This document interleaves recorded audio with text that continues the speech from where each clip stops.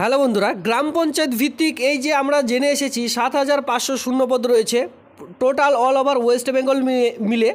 তো সেখানে আপনারা অনেক চ্যানেলে দেখতে পারবেন ইতিমধ্যে আবেদন শুরু হয়ে গেছে। যারা রেজিস্ট্রেশন করে নিয়েছেন, বাকি যে প্রসেস এই প্রসেসগুলিতে কিন্তু আবেদন করে নিতে পারবেন। আর আমি কিন্তু গ্রাম পঞ্চায়েত ভিত্তিক যে কোনো রিলেটেড আগে আমি আপনাদের সতর্ক করে দিয়েছিলাম যে দেখুন, যখন রিক্রুটমেন্টের বিজ্ঞপ্তি এই যে গ্রাম পঞ্চায়েতের রিক্রুটমেন্টের বিজ্ঞপ্তি প্রকাশিত হয়েছিল, সেটা জাস্ট অর্থ দপ্তর থেকে বিল পাস করা হয়েছিল যে খুব শীঘ্রই এই আবেদনটি যে সম্পূর্ণরূপে সেটা আপনারা দেখতে পারবেন। তবে আমি ভিডিওর মাধ্যমে আপনাদের আগেও জানিয়েছিলাম যে এই যে আবেদন এটা হয়তো বেরোবেন না। অনেকে আপনারা এই যে রেজিস্ট্রেশন প্রসেস সেটা কিন্তু অনেকে করে নিয়েছেন। আমি আপনাদের এটাও বলে রাখছি, এই যে গ্রাম পঞ্চায়েত রিক্রুটমেন্ট এখনও পর্যন্ত দেখুন ভোট প্রায় চলছে, ভোট কেন্দ্র এখনও পর্যন্ত আপনারা বিভিন্ন রকম ইউটিউব চ্যানেলে দেখতে পারবেন যে গ্রাম পঞ্চায়েত রিক্রুটমেন্টের বিজ্ঞপ্তি বা তার বিভিন্ন রকম আপডেট এখনও অনেকেই দিয়ে চলেছেন।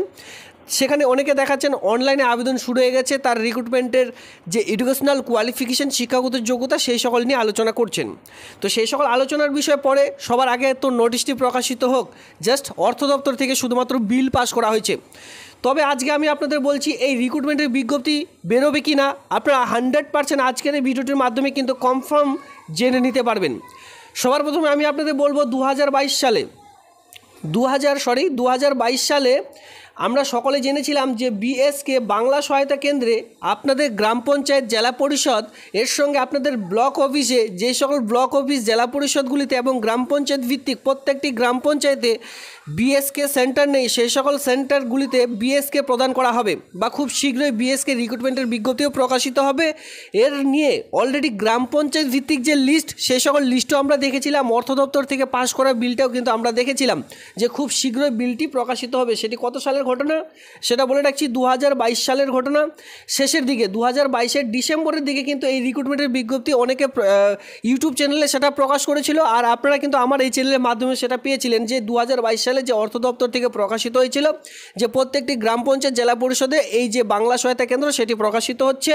আর আজকে কিন্তু 2024 সাল, এখনও পর্যন্ত কোনো রকম আপডেট বেরোয়নি। তো তেমনই কিন্তু গ্রাম পঞ্চায়েতেও একটি ভোটের মুখে আপনারা দেখতে পাচ্ছেন গ্রাম পঞ্চায়েত ভিত্তিক যে লিস্ট সেই সকল লিস্ট আপনারা দেখতে পাচ্ছেন যে কোন কোন গ্রাম পঞ্চায়েতের লিস্ট এখানে দেওয়া হয়নি, তবে কোন কোন পোস্টের জন্য আবেদন করতে পারবেন কোয়ালিফিকেশন তেমনভাবে কিন্তু রিক্রুটমেন্টের বিজ্ঞপ্তি এখনও প্রকাশিত হয়নি, জাস্ট বলা ছিল অর্থ দপ্তর থেকে বিলটি পাস করা হয়েছে। তবে এখন রাজ্য সরকারের মাথায় হাত, কারণ কি বিভিন্ন রকমভাবে চাকরি এমনিতে বাতিল হয়ে যাচ্ছে আর সামনে ইলেকশন। এই চক্রান্তে আপনাদের কিন্তু জাস্ট এখানে যে ভাওতাবাজি আপনারা বলতে পারেন সে সকল কিন্তু এখানে দেখানো হচ্ছে। কারণ কি দেখুন, এই যে রিক্রুটমেন্ট এখানে কি বলা আছে, ডাইরেক্ট যখন আপনারা আসবেন WB West Bengal recruitment of management system, যেটা গ্রাম পঞ্চায়েতের রিক্রুটমেন্ট একটি অফিসিয়ালি সাইট, ঠিক আছে, গভর্নমেন্টের অরিজিনাল অফিসিয়ালি সাইট। এই সাইটে যখনই আপনারা আসবেন নিচে দেখতে পাচ্ছেন রেজিস্ট্রেশন নাও।